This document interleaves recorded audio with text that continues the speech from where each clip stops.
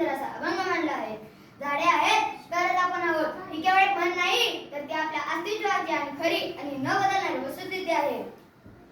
मित्रांनो, आपण दररोज श्वास घेतो कारण झाडे आपल्यासाठी प्राणवायू देतात. झाडे आपल्यासाठी प्राणवायू देतात.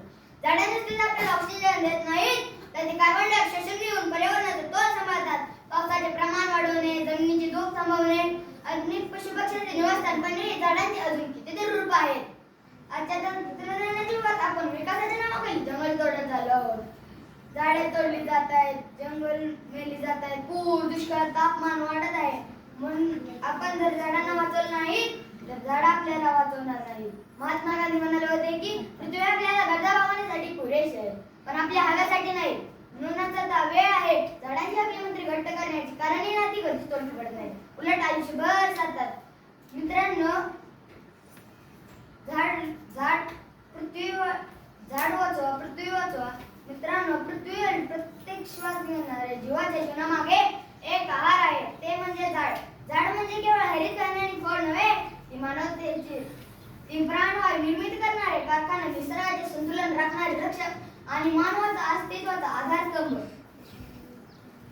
भारतीय संस्कृतीत झाडांना दैवत केलेले आहे. वड, पिंपळ, तुळस फक्त झाड नाहीत, तर ते अध्याची प्रतीक आहेत. पण आज काय परिस्थिती आहे?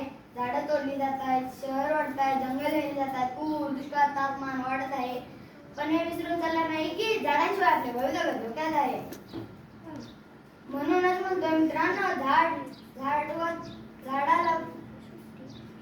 वाचवा, पृथ्वी वाचवा. मित्रांनो,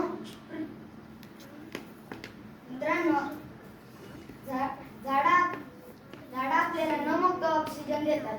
आता आपली पाळी आहे ते हिरव्या सिंगांचं रक्षण करण्याची, कारण झाडाविना ढग गेले, ढगाविना पाणी गेले, पाण्याविना शेती गेली, शेतीविना समृद्धी गेली, समृद्धीविना हवा झाले. इतके सारे अनर्थ वृक्षतोडीने केले. निसर्गा म्हणूनच कोपला, जाणीव त्याची तेव्हा. त्यासाठी संदेशा, झाडे लावा, झाडे जगवा.